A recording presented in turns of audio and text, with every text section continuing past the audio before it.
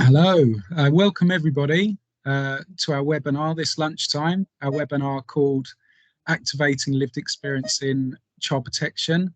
We're really pleased to be with you, and we've brought a gang today, a group of people that are all working in their own ways to make a difference in their local authority areas. And Rich, I think you used the word groundbreaking, which I think is a good one for this session. Yeah, I think it's groundbreaking in the sense that we haven't had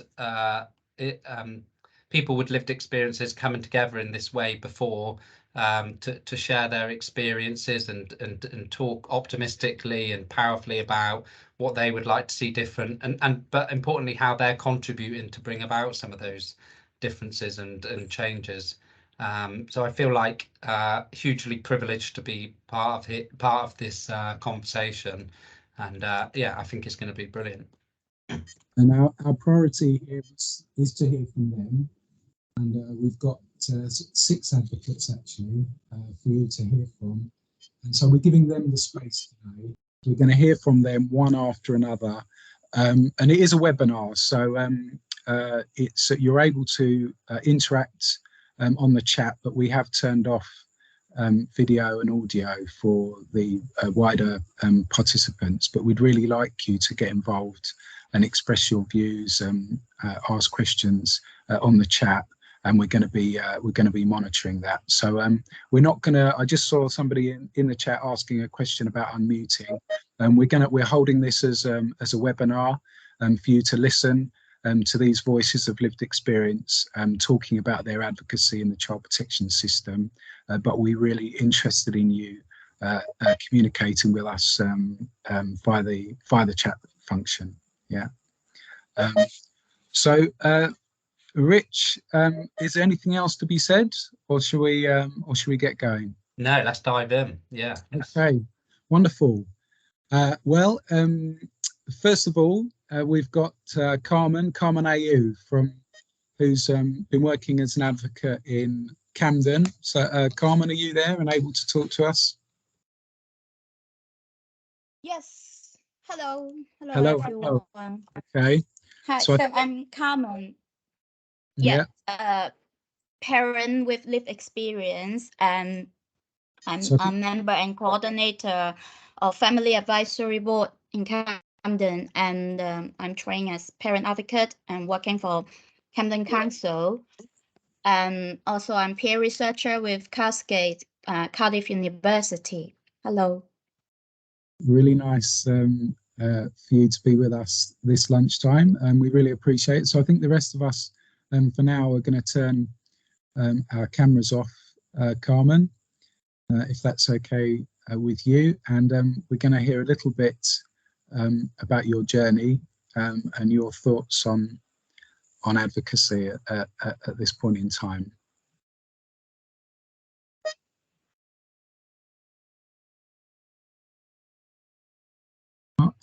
Oh, Carmen, I was hoping you would put your camera on and speak for us. It gone drop. Yeah. Sorry. Okay. Yeah. So that's okay. My journey.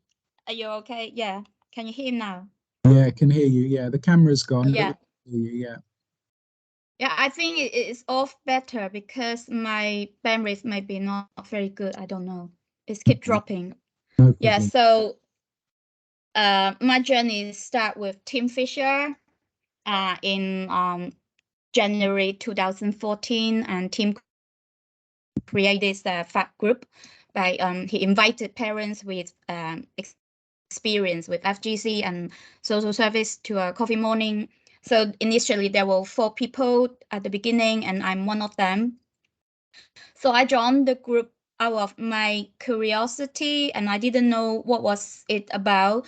So then I went there and talked about the issue I have with social service and share my experience, my story. And then also I learned experience from other people, their experience, which it stirred up my heart and want to do something to change to the service that is to be more human, because I don't want anyone going through the pain I had been through. So my story was my son and I, a survivor of domestic violence. So it was like about 9 years ago. And at the time when the police and social worker involved and I fought, they came to rescue us and help us. The police was very good and brilliant, but the social worker was not so. She was kind of having an agenda to remove my son from me because she believed separation is the best solutions. So I was confused at the time, as I thought we were the victim here, and why are you punish us to separate us for being the victim, you know? So long story short, and I was very weak at that time. Otherwise, all these things won't happen to me.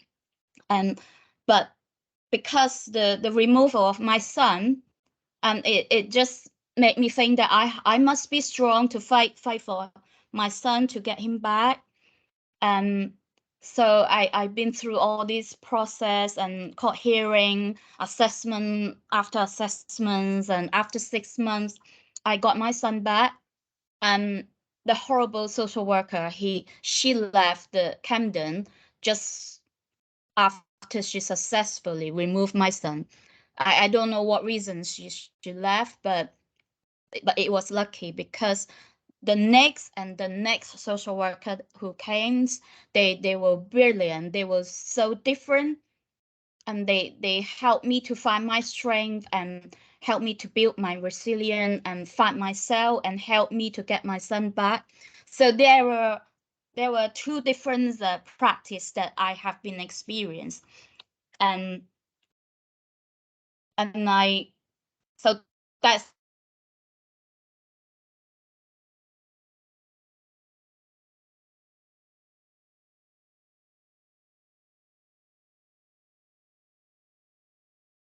and do something, and we need to, I think I need to do something to help change this system, to prevent other people to experience this injustice. So that's my motivation. And so for the FAB group, we participate in projects like Helping Hands for FGC, which was the early version of parent advocacy. So we help people to understand what FGC is, to understand the process, and we also help on training with social worker, and we spoke in conferences, host events, and participate in research. So then we did a Camden conversation a few years back, with Anna Gupta from Royal Holloway University, and Annie, who is a brilliant facilitator and trainer with lived experience, to conduct this research with parents and professional. So, and the recommendation was side, the family and professional, they will agree that we need peer parent advocate as the mediator to help parents to voice, to understand the child protection process and their rights and responsibility. So also help social worker to understand the parents more. And so the parent advocate's job is basically to close this gap and between the two as a bridge to make things work better. So then the group, the FAB group, continued to work with the Camden Child Protection Chair and managers to develop the role of peer parent advocacy in Camden. So a few of our members were trained as peer parent advocates during the pandemic time, and then we also getting opportunity to observe the CP conference to try to get more confidence before we go into work. And so I start to get a referral 2 to 3 months ago when team asked me, am I ready to get referral? And so I was super nervous at the time, and I thought I wasn't ready. But then I thought, okay, if now it's not ready, so when? Then so I start to receive the referral, and so far I have worked I'm working with 3 parents at the moment, and it all goes well. But thinking back when I first got my first referral, the parent, I have experienced some challenge to approach her, as I tried to contact her to just by speaking to her, but she's kind of like, okay, but then she just doesn't want to speak to me. But at the end, I just think, look, I need to really speak to her. So I just tell her who am I, what my experience, and I'm just here to help you. I'm not trying to judge you or anything, because I want to help you to get out of this storm. And then she start to change her attitude with me, and then she start to speak with me, share her experience, and so our relationships start to change, and we work together well. And also her relationship with her social worker may not have big improvement, but the communication, it was going better, so much better. And she and her children are having some changes as well. What it struck me, it was the first FGC she had, and that day it was super have so much rain in London. And after the FGCs, we felt more positive about the future. And then I walked with her, going to pick up her children, and we sharing the umbrella together. And while we talking and walking and share the umbrella, and it struck me, it feels that we are so close. And she opened up to tell me many things. And then we have a conversation like, I've been through the storm, and as the parent advocate, I'm now walking with you, alongside with you. We are going through this storm together, so she is not alone. And she felt, that feeling, that connections, it strengthens us from this weather. So it's really moved me and have more motivations in, and more positive into the work I'm doing. And then also with other parents as well, so they will appreciate that the time I spend with them, and to help them to see that there is light, there is light in the tunnel or something like that. They have hope, and they more change their attitude to work with the social worker, and they see their life have positive, and they want to change, and they want to do better with their children. And so this is give me so much positive into this work. So yeah, that's what my experience so far. Thank you so much.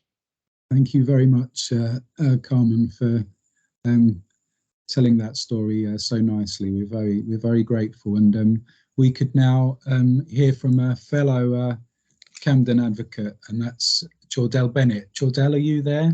And we're protecting Jordell's voice today, because it hasn't been the strongest in recent days, has it, Jordell? No, it's dying. Too much advocacy. So you take it easy and say as much as you can, yeah. But Thanks, just for a couple of minutes, thank you. So welcome everybody. I'm a young father's advocate, so I was a young father myself, and I had to navigate the services supporting myself through the different trials and tribulations, and engaging with different services at a young age, at 21 to be exact. And I was very competent and able to advocate for myself, and really understood that many guys similar to myself would struggle just advocating. So I joined this organization called Young Dads Collective, where we used to go and train services on inclusive practices for fathers. That's where my advocacy started from. I went on from there to join Camden and do advocacy within Camden, where I was supporting other fathers, other families, and young people to be heard by services, not as a threat, but as an inclusive measure, whereby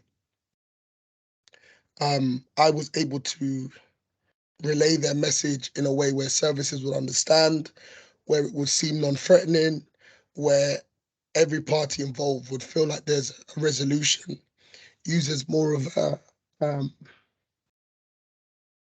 contributory tool rather than a threat. Sorry, guys, my throat. So, what was I? Yeah, that contributory tool, Jordell, and you've found that you've been able to use that and connect particularly with fathers. Fathers, and especially young people as well, because I feel like they're another overlooked group within a lot of the services, where young people struggle sometimes to construct sentences in a way where services understand their perspective without it seeming very teacher v student. And so I kind of pride myself in empowering the voice of the young people, and also just empowering the voice of the young people, ensuring that services can understand their perspective. Because for me, when you go through your teenage years, you feel like you're an adult already. You know, you feel that the world is your oyster. You feel that there's no decision in which you're unable to make yourself. Well, I definitely did. And I have that mindset when working with young people, because I know what it's like when you feel that you have a lot to say and you're not being heard. And in everything, sometimes it's not the message, it's the messenger. So having someone independent like myself or another advocate to support those young people allows sometimes harmonious outcomes for both parties, the young person and also the services. Yeah, that's kind of what I'm going to say for today. Well, I'm really grateful for you bringing us that, and I really appreciate that. So well said, Jordell. And we are going to be spotlighting Jordell's work with young people in future webinars, so you can hear more of him in the future. And good to have some honey and lemon or whatever. Thanks, guys. Thanks for being with us. Appreciate it. So we have Laura now from Telford. Are you there with us, Laura? Yes. Hello. Hello. Thanks very much for being with us. So, can you tell us a little bit about yourself and your current work? Yes, I'm Laura. I'm a mum of 3, but a parent of 8. I'm currently working with Telford and Wrekin local authority to help parents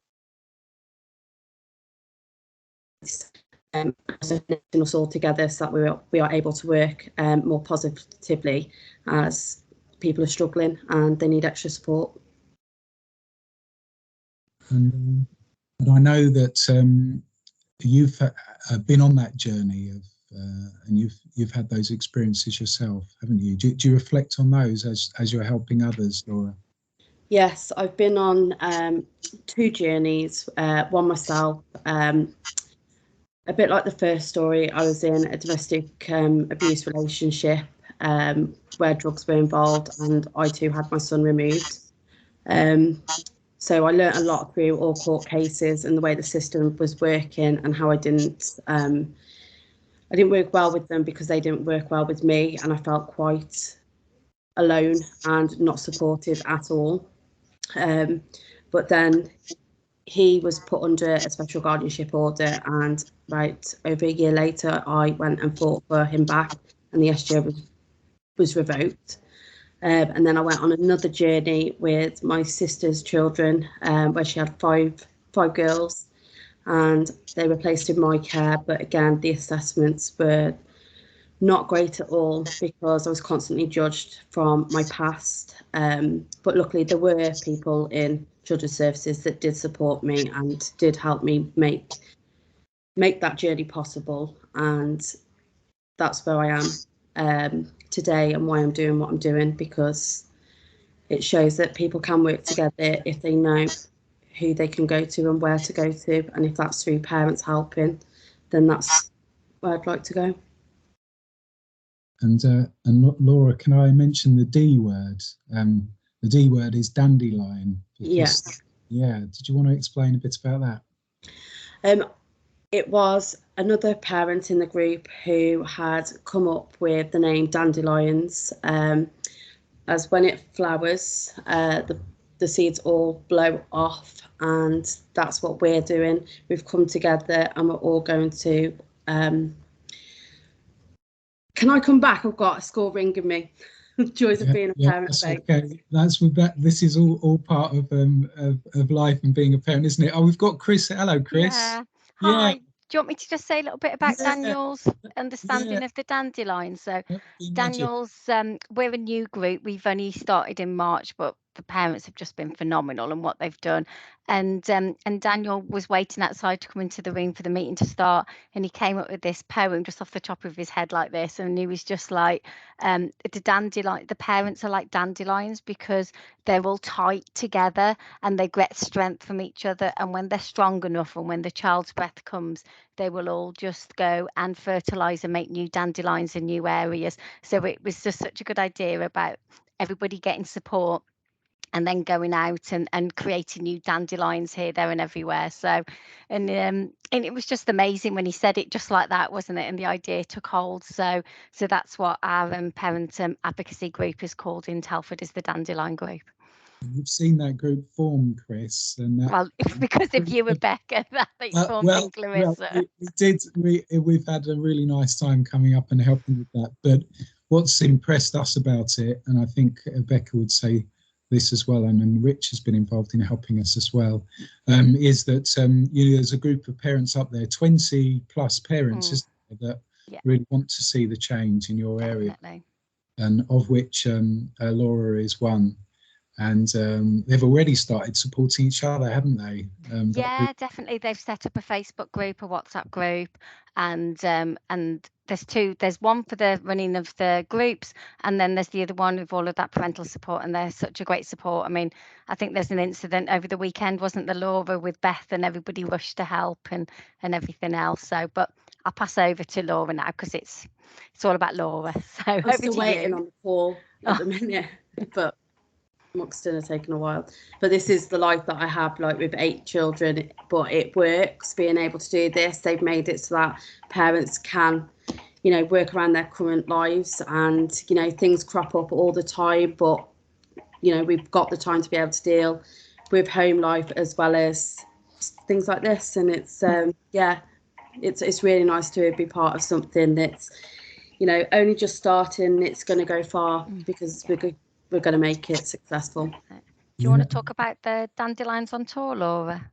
Dandelions on Tour is where we go around all of Telford and Wrekin to have a look around different areas of Telford to see what support needs to go there, which part of the group members are able to support in them areas, and give us a bit of feedback and registered interest from families in these areas as well, because it's their views that are going to help make us make a difference. And Laura, as a final one, you can see the good co-working, can't you? I mean, in your local authority, got brilliant double act there with Chris and Laura. Yeah. Thank you for that, Chris. And Laura, where do you see yourself in a year or two? I know that currently Chris and Louise are looking into advocacy training, which I'd love to do, but I'd also like to go out and talk to people. Hold on. Yeah. Hello. Oh, okay. But I'm going to put Laura on mute there. There we are. And in actual fact, it's nice to. Oh, are you back, Laura? Well, maybe as a final minute before we move on to Sean and Helena in Bath and North East Somerset, Chris, where do you see the group in a year or two, the Dandelion Group? I'm just amazed at the progress that they've made. This grew out of a small project, and I never envisaged that we could do such great things. And I would hope to see that, as I said on Friday when we met with the group, I want Telford to be dandelion-ized, if that's a term. We're going to make it a term, and that there's not going to be any corner or any spotlight of Telford that hasn't had the focus of dandelions to improve services for families. Yeah, well, that's wonderful sentiment. Thank you so much. And yeah, can we call on them? And Sean is up next. So hello. We've got Sean and Helena there together. And Sean, I think you're kicking us off, so it'd be lovely to hear from you, sir. Thank you. Yeah, good morning, everybody. I'm Sean. I'm from the Southside Family Project in Bath in the southwest. So we're a community-led charity. We just recently celebrated our 25 years of working in the community. We started, well, the need was identified by our founder a while back, 25 years ago, brought together families in the community who were in need of additional support and help, and it's developed from then and now today we've got almost 70 staff and volunteers, 65% of which were previous service users who've come through the system, walked through the door with trauma, with drama in their lives, victims of domestic violence, people with need for child protection issues, and have come through the system and now work providing people in the community with help using their lived experience. Helena and myself, along with a couple of other colleagues, have now branched out into a Building Bridges project where we've done our advocacy training, we're working in family support, and you all have close lived experience. My personal story, I was in the care system as a baby, as a child, went through foster and adoption service, suffered some abuse as a child, and went through all of the system right through into my early teens, where I was placed with a family before that, and then the job finished. And in more recent years, I'm a father of 4, and my 2 youngest children have been through the child protection system, so I've seen it from both sides and felt the frustrations. And through my experience as a child myself, where I had support from social workers, but more recently I really identified the need and hoped that I had an advocate, somebody who had experience to speak for me. I found myself the voice at the end of a telephone during conferences where the other party involved was sat around the table with the social workers, with the chair of the meeting, and my voice was lost. And a year of the child protection service and the results of which were non-existent, really. So this work is very, very personal, very passionate about it, as all of us at Building Bridges are, and as everyone here has identified that need for people to work independently. However, our real aim is, as Building Bridges, is to work in that breach between the service users, the people who need help on the ground, and social services are doing their best to provide help, but having real, genuine, close experience, it helps us to facilitate that relationship, help to galvanize the work that social services are trying to do with the people who need it. And being an advocate, working with people closely, it helps us to identify the struggles people have when they hear that they've got a referral to social services. There can be fear and anxiety, and quite often that relationship's tested right from the get-go, right from the minute a letter's put through the door.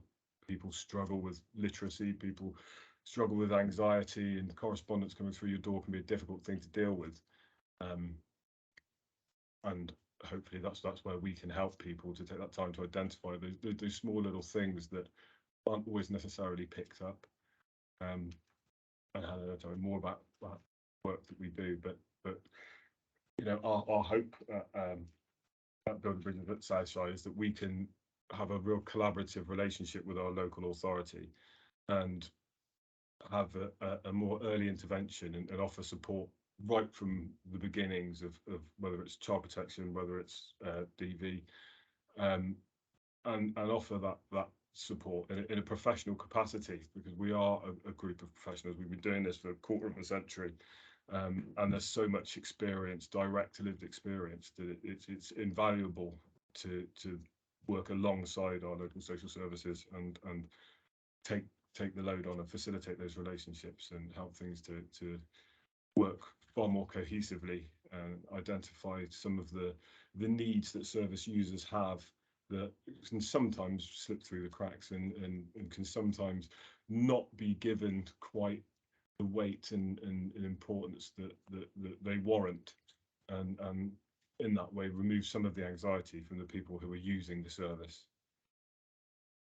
I'll let Hannah take over and tell you more about our projects and what we're doing. Thank you very much, Sean. Thank you. Hiya. So my name's Helena. So I came into Southside originally as a client, and Southside are very, very good at challenging, and they aren't afraid to, challenge and actually sort of push and question your life choices, your decisions, that kind of thing. And as a result, I was in a relationship with somebody that was a drug addict and an alcoholic, and they put in a referral to social services. That kind of gave me the boost I needed to kick him to the curb, basically. And then my journey sort of really began then. It turned out to be a no further action case, because obviously the risk had been sort of removed. But my main gripe was communication, and I'm so passionate about effective communication, about enabling people to have a voice, and so people get that voice heard as well. So I'm kind of going through and advocating a little bit in my personal life as well. My son's girlfriend's currently going through child protection, and as Sean touched on earlier, with the trauma of the reasoning behind why they're at child protection level, they're getting all these letters with big fancy words, and just through the whole trauma of what that family are going through, they're just completely overwhelmed. So what I'm doing at the minute, and what us as a group want to do, is to, when that first referral's gone in that services are required, is that we be that first point of call. So we'll go in, we'll establish that relationship with the family, maintaining boundaries. So it will be that they'll have our number, but we have set appointments, set times, that we will be there with them. We can attend the appointments.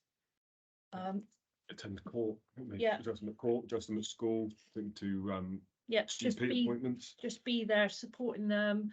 If they don't feel able to voice, we will be their voice. It's a little bit, but and we just want to basically break down. So we want to work with social care. So in the very, very beginning, it was a lot about faults and what was wrong with social care.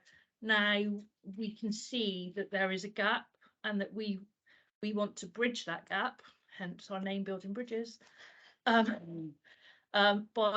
being that missing piece for, and helping our colleagues, hopefully, at social care, by taking some of their load off, because you're so overwhelmed with, your workloads are crazy. So if we can go in and we can explain the jargon, we can explain the processes, answer questions, make sure letters are being returned, appointments are being shown up to, and people aren't going to visits that aren't going to manifest. not time isn't being wasted. Help people understand the correspondence that are coming through the door, because there's literacy issues, there's confidence issues.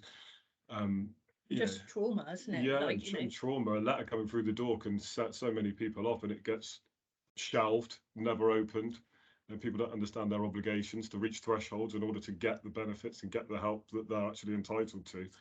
And for us to, and you can't expect the social to be able to sit there and go through letters with people and explain what words mean and read things to them and help them to fill in the forms, because there's not the time. But we have the experience and the knowledge and the qualifications to be able to do that and help people get the best out of the services in their local area and get everything that they're entitled to. Yeah, we've already undertaken the advocacy training, and we've done non-violence resistance training as well, which I feel that will really sort of aid our work.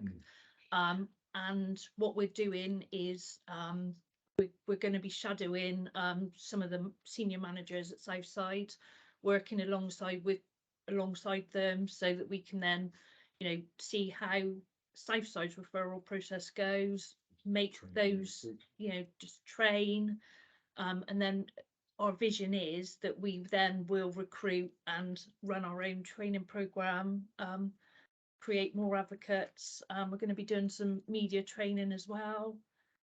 So have a vision. We have a vision. Yeah. That was just the word that was on the tip of my tongue, was vision. And it really is a compelling vision that you set out. And 20, you said you are professionals, 25 years of experience, and that really comes through in the way that you present. We're really grateful for that. And we saw Rich. I don't know if you wanted to come in. We actually saw some of the film from your group in the last webinar, which for those of you on the call that want to check it out is at our website, www.relationalactivism.com.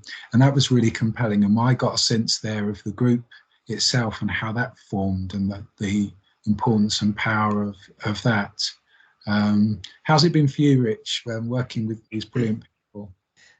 Yeah, well, the video that we showed at the previous webinar was a separate group that we brought together, specifically looking at the role of family support in relation to the benefits of family support and how that could be offered in a different way. But yeah, Sean and Helena have been kind of leading the way with the Building Bridges group, I would say. And really, what I've been struck by is their ability to reflect on their personal experiences and be able to use them in order to, like Helena was saying, really, that at the beginning there was a frustration and a disappointment with the way that services have previously interacted with them. Yet, despite those difficulties, they still want to collaborate, they still want to build bridges, and they still want to be very much involved in improving the way that we help children and families. So that, if they were in the positions they were in again a few years ago, that the same parents could receive a better, more communicative, more partnership-based relationship with the social worker. And I agree. I think advocates are going to be critical in bridging the gap between the professional over here and the parent on the ground over here. So yeah. Would you agree with that, Sean and Helena, what Rich has just said? Well, yeah, I mean, what we like say, our vision is to have that dual professional relationship. It's a collaborative role, and it's something that I think, future times, everyone, whatever district or borough you're in, that it's being an advocate is a professional role, and we'd like to see that some of the funding trickles down, enables people to be trained and be paid for the job that they do, because it's valid, and it's not something that's a luxury add-on. It's an absolute necessity, I think, and if you look at it from an economic point of view, I think the distribution of funds that come down through government aren't actually being used to the best degree. I think that the loss of correspondence for families, for parents in the home, the missed meetings, appointments that aren't attended, etc. You know, the time spent social workers driving backwards and forwards and not actually being able to do their job. I think the waste of resources there, and the money that's being pumped out to, and it's not necessarily the social workers' fault. It's, you know, it's the people on the end who aren't able to receive the help that they want to, but it's still being paid for. And I think by paying advocates to do that job, the people who need the care are going to get better care. The people providing the help, the social workers, are going to find their job easier, and you know, it's runs smoother. And I think that there can be less money wasted across the board. I think it's a real catalyst to help all parties get the most out of what's available. Well, we're really grateful for you bringing your vision to the webinar today. Thank you so much, and both of you, and to Rich. Thanks. And yeah, and we've got Terry Ann coming up next. Hello, Terry Ann. Hello, everybody. Hello. How are you? I'm good, thank you. Yeah, well, I'm really interested to hear a bit about your journey and your hopes for advocacy work you're doing at the moment and in the future. Yeah. Well, as always, I've always got a lot to say, as Tim knows, but I hope that what I say can impact some change and maybe sit with some people, encourage them to reflect on their practice and how they're engaging with young people. So my name's Terry Ann, and I'm a mum of 3 from Leeds. I was care experienced from 6 months up until 16 years. I was in and out of foster care, and I come from a generational trauma cycle of my mum was failed by the social services system, which led to substance abuse, neglect. And this cycle continued with my mum and us as her children, even despite us having social work involvement, until I, at the age of 13, took it upon myself to make the call to be removed. I've gone on to do kinship care for my brother, and recently also took on another young person, but with no support from the local authority. I am a mentor in schools for the Community Tackle It project. I'm a youth worker and girls football coach. I have future lionesses working with me currently, so I will be on the England pitch with them one day celebrating a win. I'm also an advocate, which I will lead up. I'll tell you a bit more of my journey and how I became to be an advocate. So after I finished my BA in Young People, Communities and Society at the end of 2020, I went on to do a Masters in Criminology. And the more I learned about young people, crime, systems, poverty, intersectionality, the more passionate I became about supporting young people and giving them a voice and influence. Now, growing up, my experience in and out of care taught me that no matter what, systems and people were failing me. I became frustrated, and over time, this eventually grew to anger. So any opportunity I saw to have my voice heard, I took it. Got me a bit of a reputation. It's a bit of a gob. I won't say the other word because I don't know who's online. However, because I was angry, my points were never heard. Therefore, I had no influence in what was going on around me. I hadn't harnessed what I now realise to be passion, and I was labelled as angry, and I wasn't really understood. You see, you can have a million valid points. However, if you deliver them in such a way, like me, in anger, then every point gets thrown in the bin, because all anyone sees, hears, feels and fears is your anger. Now, until I learnt this, nothing changed for me. I had no advocate. My social worker never made me aware of places like Leeds Children's Rights Service, probably because they knew I'd cause a few problems for them. I didn't even know that I could complain, and to be honest, even if I did, probably my anger would have meant nothing changed anyway. So when I left care, I volunteered, started in school, to be fair, as a peer mentor, and then went on into the local community, and have been around all different services, from Connections to D-Cube to Genesis, just to name a few. And as the years went on and austerity kicked in, all I started to see was young people constantly being set up to fail by schools, local authorities, governments, police, youth offending, parents. Even in communities, we lost morale. I believe in the old saying that it takes a village, but it started to lose its meaning because everyone was trying to survive. Now, I know that young people needed genuine support from people who could understand, someone who could get it, someone who could help guide them and show them how to play the game that we call life. And when I say get it, I mean who really genuinely get it and feel their pain and want to encourage the young people of today.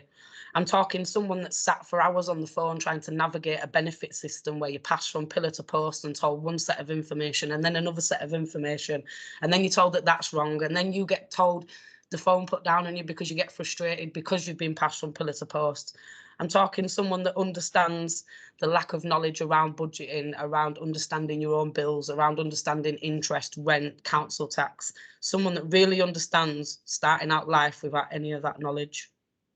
Now, most of what I do comes from the goodness of my heart. I don't do it because I'm paid. I do it because I care.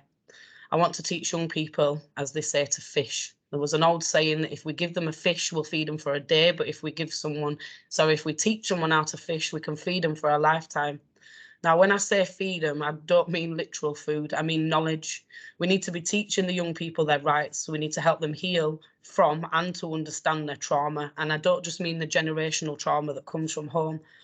I'm talking about societal trauma, understanding poverty, violence, the lack of role models. We need to help them grow, and most importantly, we need to help them to challenge in a meaningful way. There's a saying that I stand by, and most people know me for sayings. I love my old school sayings, but the pen is mightier than the sword. And I use this saying a lot when I was working at a gang project. I don't know why my daughter's phone's going off, she's at school. So I used them at a gang project that I used to work at, and I was working with young men and women that were at risk of or affiliated with gangs. Now, this saying could stand out in numerous contexts. I could use it with young people interested in music and help them get their feelings out by writing lyrics, music therapy. We could use the saying to help them learn to complete forms, which is giving them life skills. I could help them to complain or challenge or have a voice, and which gives them purpose, which brings me nicely to my example of Benji, which there is a video of this on the Relational Activism website. But for those who haven't seen it, I'm going to tell you again. I'll tell you about it, should I say. Sorry, I get really nervous, even though I can't actually see none of you. I know you can all see me. You're doing good. Thank you. So basically, Benji had been referred to me, was on a youth offending order for breaking and entering into a community centre and trashing the place, basically because he wanted a can of pop. He didn't have money to buy one, knew that they had a fridge with pop in there, broke in, couldn't actually get into the fridge because it was padlocked. So because he got frustrated, decided to trash the full place. Silly idea, really, considering he lives bang opposite it. So anyway, he was referred to me on a community order. He was on his last chance from the police. He'd been in and out of trouble from being 9, and he was nearly 14 when he was first referred to me. Now, in the area, I'd heard so many stories of this kid, that this stereotype that I'd built up in my head, which was able to reflect back now on my practice. I'll never do that again, because I'd built this stereotype of this big, mean, scary kid. And on the day I met him, he walked in as this small, scrawny kid, and I was like, hey, you're Benji, you're the kid that I've been so nervous to meet. He was a good kid. He was a good kid. He came from a crappy circumstance and didn't have no one helping him to navigate it. He was put on a 12-week programme with me as he wanted engaging with youth offending team. So he was meant to go at 3 p.m, meet his probation officer and go off to McDonald's, and he wouldn't do it. He just wouldn't do it. But he'd get up at 8 o'clock in the morning and come over to the centre for 9 o'clock in the morning and sit in a grubby room in a community centre and do some sessions with me that sometimes involved a pen and paper, which was his worst fear. For the first few weeks, I noticed the consistency that he was constantly telling me, what's point, I'm rubbish, can't do now, can't achieve now, not going to do all. Like, he just had no faith in his own abilities. However, when we got onto the subjects of the crimes that he would go off and commit, he spoke with passion. So one day, this idea just came to me out of the blue, and I basically got him to write down all the crimes. I wanted him to write a CV, but he was telling me as usual that he had no skills. So he looked at me a bit suspiciously, and I was like, don't worry, I'm not going to grass on you. This literally stays in the room between me and you. You'll understand it when you've done it, I promise you. So the kid trusted me, bless him. So he wrote down some of the crimes that he's committed. So then we took the first crime and I said, right, burglary. That takes some skills. Oh, hold on, charger. Let me plug it in. Oh, sorry. We're in. Right, we're cool. No, we're not. We're not plugged on. So we took the first one that he'd written down, which was burglary. So I said, right, first of all, you need a knowledge of geography. You need to know the area that you're going to. You need to know how to do a risk assessment, because you've got to assess the area, the property. You need a knowledge of tools. You need a knowledge of the kind of doors and windows that you're breaking into.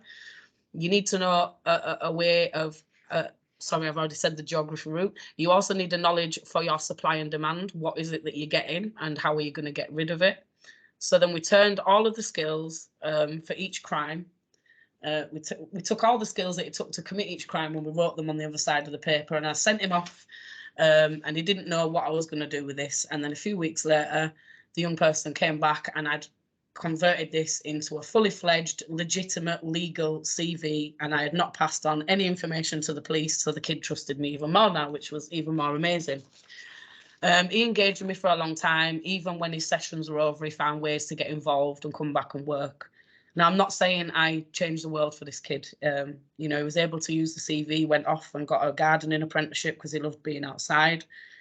However, once lockdown kicked in and support stopped from all avenues, I won't say it was just me, he started to slip back into some of his old ways. However, where I know I made a difference was that he developed something called a moral compass, which was something he didn't have before. He didn't care who he hurt, who got involved. He just knew that he needed to commit whatever crime to get the money to survive, whether that was feeding his habit, feeding himself, purchasing his own clothes so he didn't have to rely on his grandma. There was always method behind his madness. He just didn't know how to achieve his outcomes in the right way. One day I had a conversation with him and I was like, why did you get up so early and come and sit in that smelly little centre with me every week, but you wouldn't go and get a free McDonald's? And he just said, because I didn't treat him like a robot. I spoke to him, I treated him like a person, and he believed that I actually cared. So I was able to make a difference. One day there was a bit of a breakdown with his probation officer. He was ready to kick off. Cars were going to get smashed, fires potentially started, and possibly somebody injured. So I managed to calm the young person down and persuaded him reluctantly to write a letter, going back to the penny's mightier than the sword. We wrote a letter explaining how we'd never really engaged with this probation officer, why he'd not engaged with them, the fact that he had completed a programme with me. We sent back all the work to show that he'd reflected on what had initially got him on the programme, knew how to do it differently. And the outcome of that letter was that his youth offending order ended 6 weeks early. So now we move on to how I realised my calling. And don't worry, I haven't got much more to say. Sorry, people. But I needed to put the negative life experience that I'd encountered and witnessed, I needed to put it to some good use. I needed to break my family cycle and make sure that it wasn't going to re-affect me. So I started Naya. So bit of promo here. This is Naya. There's my logo. So Naya means purpose. It's an African proverb meaning purpose, but the acronym stands for National Initiative for Youth Advocacy and Accountability. So part of what I do is workshops with young people and professionals, a bespoke mentoring program, there's group activities and advocacy in reviews, meetings with other professionals, and just general youth support and engagement, like the other group said. Sorry, I've forgotten everyone's names with nerves. But, you know, just bridging that gap and allowing people the space, young people the space to have their views heard, but helping them to understand how to deliver it where it's going to support them. So as I've gone on to start Naya during lockdown, and I'm still building it, still working on a website and things like that. However, I have an actual invoice and an account now, so I'm very proud of myself. I actually feel like a professional. So far as Naya, I've supported Leeds Children's Rights and delivered a lecture at Leeds Beckett. I've supported a young person that was in care at school. Just to mention, academy settings really do fail young people. They're really rigid, and they go against like working with young people restoratively. They try and inform, you know, implement things around trauma and work, but the framework's just too rigid, and I don't think it gives professionals working within that the leeway to take a humanistic approach. For example, you know, you've got kids coming in that, you know, maybe haven't got gas and electric to have the uniform clean, and then you've got teachers singling them out, changing the uniform, so on. I've found gaps. I've found gaps in education institutions for care leavers of all ages, schools. I went to uni as someone that was 30 plus, and the fact that I was a care leaver meant nothing. There was no extra support available for me. I recently found a gap for support for care leavers whose parents have passed away. I was left to fund a funeral for a person that didn't do what they were meant to do for me in life, and I'm now trying to prove that I was estranged from my mum so that I'm not left with debt, thanks to some Tory legislation that changed the benefit system. I'm trying to summarise everything I want to say, but as a mum, I'm raising 3 young people, and they're the future generation. You know, they're young leaders, they're advocates, and hopefully they'll be well-rounded people. Naya and myself, I'm here to support change, mostly from the goodness of my heart. I'm working on my website. Tim's trying to teach me about community asset-based funding, because I'm literally doing this out of pennies from my universal credit, basically. I'm building on nothing. I pride myself in trying to educate everybody on cultures, from understanding class, ethnicity, sexual orientation and lived experience. Naya's here and wants to work with all you guys to support change in communities for young people. Thank you for listening and have a good day. I'm sorry for babbling on. Terry Ann, you never babble on, and or I said bubble on, then babble on. And, I rip pages. And your stories and what you bring is always such a gift. And you know, we say our little mottos, and the relational activism is about, you know, compassion and everyday acts and changing the part of the system that we can touch, and you exemplify that in everything that you do. So we really appreciate it. Thanks so much for joining us, and to all the other advocates that brought that real mix of experience and stories and lived experience that are all changing the system in their different ways. We're really grateful for all of you for joining us. And I think Clive Diaz is there on the call, because this is part of a series of webinars that we've been collaborating on, Rich and I and Clive and Becca and others. And Clive, for the next one, we're going to, it's a different texture, but it's a really important one, because we're going direct to some important research that you've carried out, and we're going to be showcasing that for people, aren't we? Yeah, yeah, thanks, Tim. Yeah, just very briefly before we finish, I'm going to do a bit of an overview of a research project we've done in Camden with Tim and his team there, and the brilliant peer advocates they've got there, giving an idea of how it's worked in Camden and also how it can be implemented in other parts of the UK, peer parental advocacy in particular. So I'm really looking forward to that session in November. Yeah, thanks. A great session today. Thank you very much. We look forward to that, Clive. And yeah, thank you, everybody. Becca, did you have a word from the chat in the last minute, just to bring us home?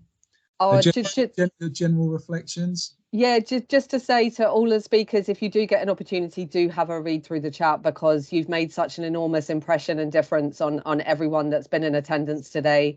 There's some questions for you, which we won't, unfortunately, I don't think, get time for, but some really interesting things for us to think about. 2 questions from Lee about the support that you might receive from social services to emotionally support you in what is a really emotional labour work.